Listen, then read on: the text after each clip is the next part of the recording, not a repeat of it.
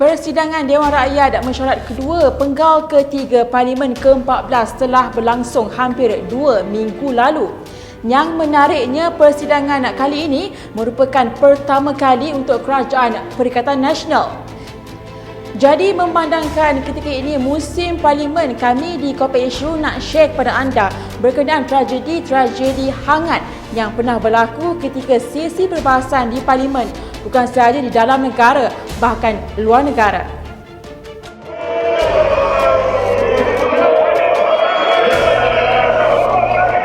Dewan Rakyat kecoh apabila ahli Parlimen pembangkang ketika itu iaitu Barisan Nasional tidak berpuas hati dengan pelantikan Tan Sri Muhammad Arif Mat Yusof sebagai Speaker yang baharu. Memulakan bantahan itu adalah Setiausaha Agung PAS Datuk Taqiyuddin Hassan yang meminta point of order. Beliau mendakwa Perdana Menteri ketika itu iaitu Tun Dr. Mahathir Mohamad tidak mematuhi syarat pelantikan Speaker kerana tidak mengusulkan nama calon Speaker dalam tempoh 14 hari sebelum persidangan Parlimen bermula. Kekecohan itu mengakibatkan hampir semua ahli Parlimen pembangkang keluar dari Dewan Rakyat kerana tidak berpuas hati terhadap pelantikan itu. Kelihatan ahli Parlimen Rembau Khairi Jamaluddin Abu Bakar sahaja yang kekal di dalam Dewan Rakyat. Tindakan ahli Parlimen Pasir Salak Datuk Seri Tajuddin Abdul Rahman mengaitkan abu di dahi ahli Parlimen Jelutong RSN Raya dengan abu mayat cimping menghangatkan Dewan Rakyat pada 3 Disember tahun lalu. Dewan panas ketika RSN Raya mengemukakan soalan tambahan kepada Menteri Pendidikan Dr. Mazli Malik sama ada Kementerian Pendidikan bersetuju memasukkan tokoh politik PH seperti ahli Parlimen Iskandar Puteri, Lim Kee Siang dan Mendiang Kapasing dalam silibus sejarah. Tajuddin kemudian mencelah bertanya RSN Raya sama ada abu di dahinya adalah abu mayat cimping iaitu Ketua Parti Komunis Malaya. Yang you pakai tu abu cimping ke tidak? Itu Kamu telah menghina orang Hindu. Ini menyebabkan beberapa wakil rakyat kerajaan berdiri termasuk ahli Parlimen Batu Kawan P. Kasturi Rani meminta Tajuddin menarik balik kenyataan berkenaan kerana didakwanya menghina penganut Hindu. Tarik balik. Bawa, lepas tu yang buat tarik balik. Jangan putar balik kenyataan. Tarik balik. Yang betul. Isu Dewan Rakyat kosong bukan baharu berlaku, sebaliknya pernah ditegur sendiri oleh bekas Perdana Menteri Tun Dr. Mahathir Mohamad pada Julai 2018 yang tidak berpuas hati dengan kehadiran menteri dan timbalan menteri. Perdana Menteri pun dah tegur. Datang Parlimen. Jangan makan gaji buta. Hari ni jawab. Dia orang dalam zoo lah, pokok senang, tak payah sekolah. Kegagalan ahli Parlimen menghadiri persidangan Dewan Rakyat tanpa alasan kukuh bukan saja mengganggu perjalanan mesyuarat, malah menjejaskan proses kedaulatan undang-undang. Untuk rekod, sekurang-kurangnya 26 ahli Parlimen mesti berada di dalam Dewan setiap kali berlangsungnya sesi perbahasan atau mengikut aturan mesyuarat Dewan Rakyat. Setelah Perikatan Nasional ni Gelap tak nampak. Yang terbaharu apabila tindakan ahli Parlimen Baling Datuk Seri Abdul Aziz Abdul Rahim mengungkapkan ayat gelap tak nampak ketika ahli Parlimen Batu Kawan Kasturi Rani patuh bangun mencelah. Keadaan itu menyebabkan Kasturi Rani dan ahli Parlimen Jelutong RSN Raya bangun mengemukakan peraturan mesyuarat serta meminta Azhar Azizan Harun mengarahkan Abdul Aziz menarik balik perkataan gelap tak nampak kerana disifatkannya berbau perkauman. Saya minta Yang Berhormat Baling tarik balik kenyataan gelap tak nampak tadi. Saya pun gelap tak nampak. Yang Apa different dia? yang Saya sibuk. YB pun gelap. Gelap tak ada jadi isu. Azhar berkata perkara yang dibangkitkan Kasturi Rani boleh dibawa semasa perbahasan usul dan meminta meneruskan perbahasan tanpa membuat keputusan mengenai perkataan yang diungkapkan Abdul Aziz. Namun begitu, pada keesokannya Abdul Aziz diarahkan oleh Speaker untuk melakukan permohonan maaf.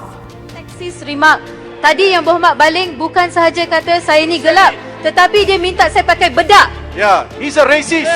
You use saya pakai bedak. Apa? Okey, tak apa. Saya tarik balik. Tak ada kepada Saya wanita. tak mengatakan kepada dia pun. Tak ada Saya kepada kata Muhammad, gelap. tak apa. Saya bergelap. Tarik Saya balik. tarik balik. Maaf. Selesai. Okey, dah ditarik balik. Sudah dikatakan ditarik balik. Dewan Rakyat pada hari pertama persidangannya meluluskan usul untuk menggugurkan Tan Sri Muhammad Arif Mat Yusof sebagai Yang di-Pertua Dewan Rakyat. Usul itu diluluskan melalui undi belah bahagian yang menyaksikan 111 ahli parlimen bersetuju, manakala 109 lagi tidak bersetuju dengan usul berkenaan. Majlis Mesyuarat dengan segala hormatnya mempersilakan Yang Berhormat Dato' Azhar bin Azizan Elias Harun masuk ke Dewan. Tan Sri Muhammad Arif Mat Yusof terbuka dengan keputusan itu, namun beliau berkata situasi ini adalah luar biasa selama hampir 800 tahun di mana tidak pernah seorang speaker pun diusir sebelum tamat tempoh parlimen. Bercakap berkenaan isu speaker ini, bagaimanakah pemilihan speaker ini dilakukan? Jadi apakah kriteria yang perlu ada untuk seseorang itu boleh dilantik sebagai speaker? Kita tahu bahawa peruntukan perlembagaan tentang melantikkan speaker itu jelas. Perkara 57, speaker boleh dilantik di kalangan ahli parlimen atau mereka yang layak untuk bertanding sebagai ahli parlimen.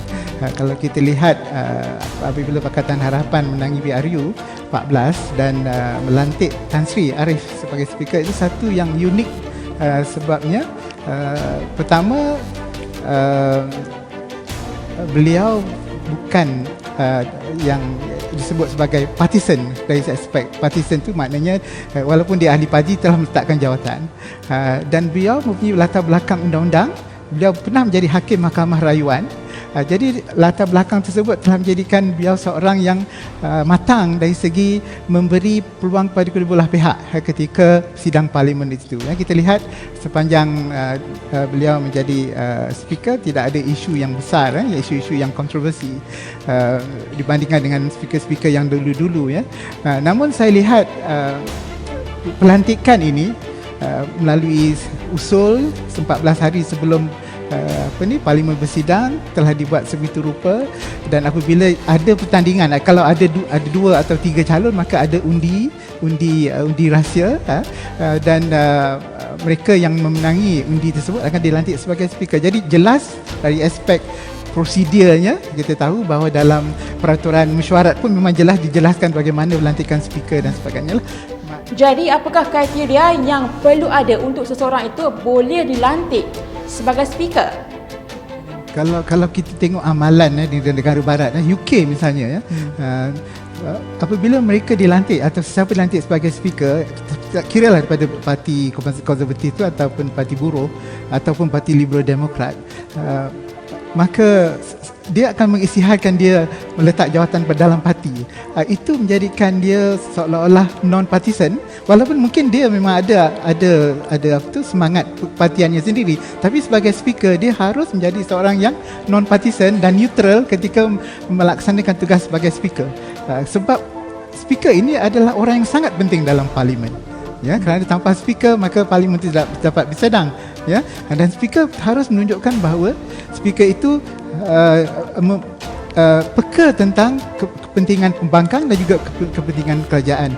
Pada masa yang sama, kalau ada usul dari pembangkang juga boleh diterima. Ketika soal jawab perdebatan dalam parlimen, speaker seharusnya tidak memihak pada sesiapa dan tidak menghalang sesiapa untuk bercakap, kecuali lah orang itu telah bercakap dengan benda-benda yang tak elok. Jadi maksudnya tanpa speaker yang neutral, maka akan the smoothness of the debate tu tak akan berlaku, kerana setiap kali akan ada bangkangan dan setiap kali juga ada apa dipanggil sebagai kata-kata yang tidak baik dalam parlimen. Jadi sebab itu dah speaker mempunyai kuasa untuk menghukum ahli parlimen yang tidak mempunyai dekorum ketika bercakap dan sebagainya.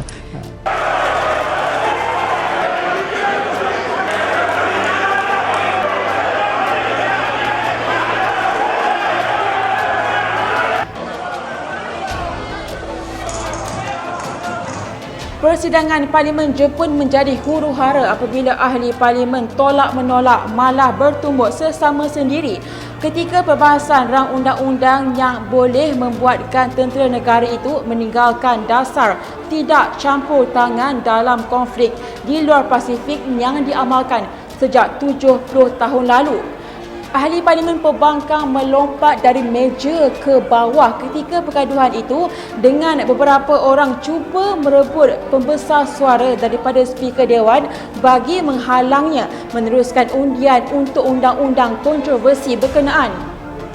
Seorang pemimpin kanan pembangkang kemudian berkata mereka tidak akan menerima undian yang dilakukan tanpa pengetahuan mereka. Rang undang-undang itu adalah berkenaan tentera Jepun dibenar mempertahankan sekutu walaupun Jepun sendiri tidak diserang. Seorang ahli parlimen cedera ketika berlaku pergaduhan antara ahli parlimen pro-demokrasi dan yang setia kepada Beijing ketika pembentangan rang undang-undang ekstradisi yang bakal melanjutkan kuasa China terhadap negara itu. Bekas jajahan British itu cuba mengubah peraturan yang membenarkan orang yang dituduh melakukan jenayah termasuk warga asing agar diekstradisi dari kawasan bandar ke negara yang tidak mempunyai perjanjian ekstradisi termasuk China. Bagaimanapun pembangkang bimbang undang-undang itu bakal menjejaskan hak dan undang-undang perlindungan di negara bab kewangan bebas itu, kebebasan yang dijamin ketika itu diserahkan kepada pentadbiran China. Pergaduhan tercetus apabila ahli parlimen pro-demokrasi dan majoriti pro-Beijing cuba untuk melakukan pendengaran berasingan berhubung rang undang-undang itu. Kekecohan tercetus apabila pemimpin parti pemerintah dan pembangkang di Parlimen Turki berkaitan isu perlembagaan hingga ada yang bertumbuk dan membaling botol antara satu sama lain. Kejadian itu berlaku ketika jawatankuasa perlembagaan Parlimen negara itu sedang bermesyuarat untuk membincangkan cadangan bagi melucutkan ahli parlimen daripada kekebalan mereka. Bagaimanapun timbul perbezaan pandangan dengan pihak pemimpin pembangkang sehingga tercetusnya pergaduhan.